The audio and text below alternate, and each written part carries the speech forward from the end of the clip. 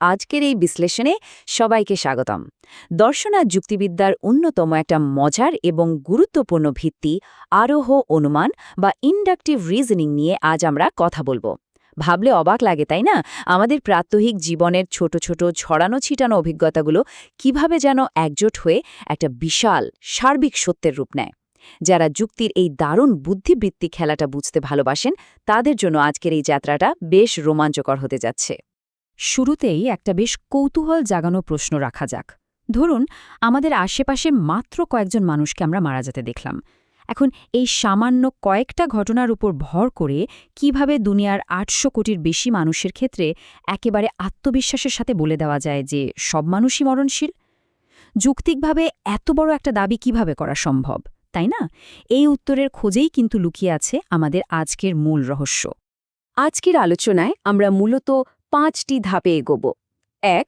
আরোহ অনুমানের মূল ভিত্তি। ২. সত্যে পৌঁছানোর ৬টি ধাপ। ৩. আকারগত ভিত্তি। ৪. কার্যকারণ ও অনুপপত্তি বিশ্লেষণ। এবং সবশেষে বস্তুগত ভিত্তি এবং পরীক্ষণ। চলুন প্রথম ধাপ দিয়ে শুরু করা যাক, আরোহ অনুমানের মূল ভিত্তি, যাকে আমরা বলছি একটা বিশাল উল্লম্ফন। আমরা যদি আমাদের চারপাশের সাধারণ অভিজ্ঞতাগুলোর দিকে তাকাই, যেমন ধরুন কামাল মরণশীল, জামাল মরণশীল, বিমল মরণশীল, এগুলো কিন্তু এক একটা খুব নির্দিষ্ট বা বিশেষ ঘটনা। আমরা নিজের চোখে দেখছি যে মানুষ মারা যায়, আর তারপর এই গুটি কয়েক দৃষ্টান্ত দেখেই আমরা হুট করে একটা বিশাল উপসংহারে পৌঁছে যাই, সকল মানুষ হয় মরণশীল। অর্থাৎ মাত্র কয়েকটা নির্দিষ্ট ঘটনা থেকে একেবারে সর্বজনীন একটা সিদ্ধান্তে আসার এই যে প্রক্রিয়া, এটাই হলো আরোহ অনুমানের আসল কাজ। সবচেয়ে আশ্চর্যের বিষয়টা হলো এই গাণিতিক ব্যবধানটা। একবার ভাবুন, মাত্র ৩ জন বা ৪ জনকে পর্যবেক্ষণ করে আমরা ৮০০ কোটি মানুষের উপর একটা নিয়ম চাপিয়ে দিচ্ছি। এই যে মাঝখানের অসংখ্য মানুষ, যাদের আমরা পরীক্ষাই করিনি, তাদের টোপকে আমরা সরাসরি একটা সার্বিক সত্যে পৌঁছে গেলাম। যুক্তিবিদ্যার ভাষায় এই বিশাল শূন্যস্থানটা পার হওয়াকেই বলা হয় আরোহমূলক লম্ফ বা ইন্ডাকটিভ লিপ। সত্যি বলতে এই লাফটা ছাড়া আরোহ অনুমান একদমই অচল, এটাই এর প্রাণভোমরা। এবার আসা যাক দ্বিতীয় অংশে, সত্যে পৌঁছানোর ৬টি ধাপ। এটাকে একটা যৌক্তিক ফানেলও বলা যেতে পারে। যে কোনো নিখুঁত আরোহ অনুমান দাঁড় করাতে মূলত এই ৬টি ধাপ পার হতে হয়। প্রথমে সমস্যার সংজ্ঞা নির্ধারণ করা, তারপর আসে পর্যবেক্ষণ ও বিশ্লেষণ, তৃতীয় ধাপে থাকে অপনয়ন, অর্থাৎ অপ্রয়োজনীয় বিষয়গুলো বাদ দেওয়া। এরপর একটা প্রাথমিক প্রকল্প প্রণয়ন করে সেটিকে সার্বিকীকরণ করা হয়, আর একদম শেষে থাকে পরীক্ষামূলক সমর্থন। মজার ব্যাপার হল, দার্শনিক জে.এস. মিল ৫ নম্বর ধাপেই এর সমাপ্তি টেনেছিলেন, কিন্তু জেভন্সের মতো যুক্তিবিদদের মতে এই শেষ ধাপটা, অর্থাৎ পরীক্ষামূলক সমর্থনই হল সবচেয়ে জরুরি। এই ধাপগুলোর মধ্যে ৩ নম্বর ধাপটা, মানে অপনয়ন, আসলে দারুণ একটা ব্যাপার। এটা খুব সুন্দরভাবে বুঝিয়ে দেয় যে আমরা কিভাবে সত্যের কাছাকাছি পৌঁছাই। ধরা যাক, ম্যালেরিয়া রোগের কারণ খোঁজা হচ্ছে। কেউ একজন বলল মশার কামড়ে হয়েছে, আরেকজন হয়তো দাবি করে বসল যে স্ত্রীর সাথে ঝগড়া করেছিল দেখেই তার ম্যালেরিয়া হয়েছে। এখন ঝগড়ার কারণে ম্যালেরিয়া হওয়াটা তো একেবারে ভিত্তিহীন, তাই না? এই ধরনের অপ্রাসঙ্গিক বা অযৌক্তিক কারণগুলোকে স্মার্টফোনের ডিলিট বাটনের মতো একে একে মাথা থেকে মুছে ফেলাই হল অপনয়ন। আমাদের পরের অংশটি হল আকারগত ভিত্তি, যাকে বলা যায় প্রকৃতির অদৃশ্য সুরক্ষা জাল। এই পর্যায়ে এসে দুটো মৌলিক নিয়মের কথা না বললেই নয়। প্রথমটা হল প্রকৃতির নিয়মানুবর্তিতা নীতি, অর্থাৎ প্রকৃতি সবসময় একটা নির্দিষ্ট নিয়ম মেনে চলে। অতীতে কালো মেঘ থেকে বৃষ্টি হতে দেখলে ভবিষ্যতেও কালো মেঘ দেখে বৃষ্টির আশা করাটাই তো স্বাভাবিক, ঠিক? আর দ্বিতীয়টা হল কার্যকারণ নিয়ম, মানে কারণ ছাড়া কোনো কাজই ঘটা সম্ভব নয়।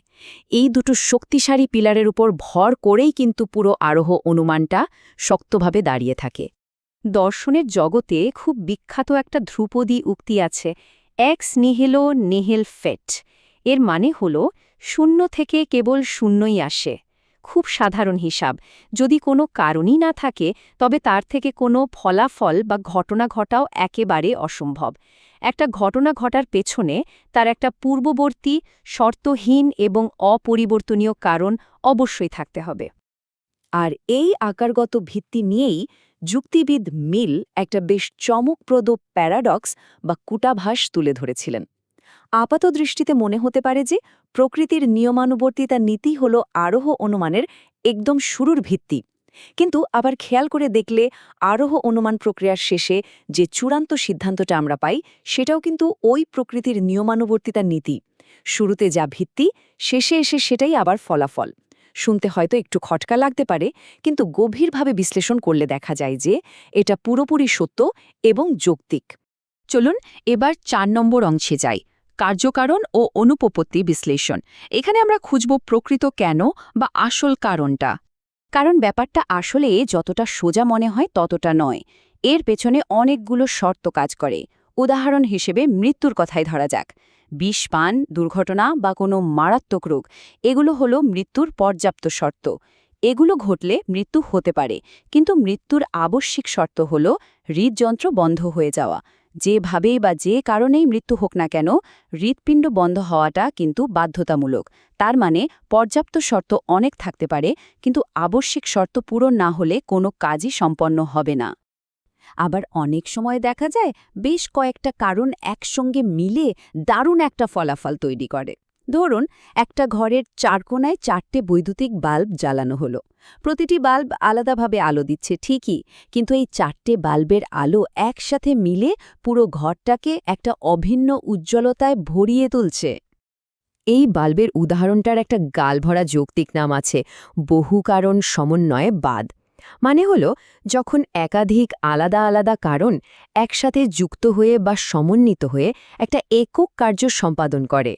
ঠিক যেমন ওই ৪টে বাল্ব মিলে শুধু একটাই কাজ করছে, আর তা হলো পুরো ঘরটাকে আলোকিত করা। এবার খুব পরিচিত একটা কুসংস্কারের দিকে তাকানো যাক। পরীক্ষার দিন সকালে হয়তো হঠাৎ করে একটা কাক ডেকে উঠল, আর সেদিন পরীক্ষাটাও বেশ খারাপ হলো। অনেকের মনেই তখন সন্দেহ উকি দেয়, কাক ডাকার কারণেই কি পরীক্ষাটা খারাপ হলো? মানুষের মন কিন্তু খুব সহজেই এরকম ভুল কারণগুলোকে সত্যি বলে ধরে নেয়। ঠিক এই জায়গাতেই আরোহ অনুমানের কঠোর যুক্তির বিষয়টা চলে আসে। কাক ডাকা আর পরীক্ষা খারাপ হওয়ার মধ্যে কিন্তু কোনো বৈজ্ঞানিক বা যৌক্তিক সম্পর্ক নেই। পরীক্ষা খারাপ হওয়ার আসল কারণ হয়তো ঠিকমতো পড়াশোনা না করা। যখন কোনো কাকতালীয় ঘটনাকে আসল কারণ হিসেবে ধরে নেওয়া হয়, তখন যে লজিক্যাল ভুলটা হয়, যুক্তিবিদ্যার ভাষায় তাকেই বলা হয় কাকতালীয় অনুপপত্তি বা পোস্ট হক ফ্যালাসি। আরেকটা খুব মজার অথচ প্রচলিত ভুল হল কার্যকারণ সংক্রান্ত অনুপপত্তি। ধরুন, আজ কারোর খুব ঠান্ডা লেগেছে। এখন কারণ খুঁজতে গিয়ে গতকালের তুমুল বৃষ্টিতে ভেজার বিষয়টা বেমালুম চেপে গিয়ে তিনি বললেন ২০ বছর আগে তার নিউমোনিয়া হয়েছিল বলে আজ ঠান্ডা লেগেছে। একটা কার্য আর তার কারণের মধ্যে একটা তাৎক্ষণিক সম্পর্ক থাকতে হয়। মাঝখানের এতগুলো বছর লাফিয়ে পার হয়ে সুদূর অতীতকে দায়ী করাটা যৌক্তিকভাবে মস্ত বড় একটা ভুল।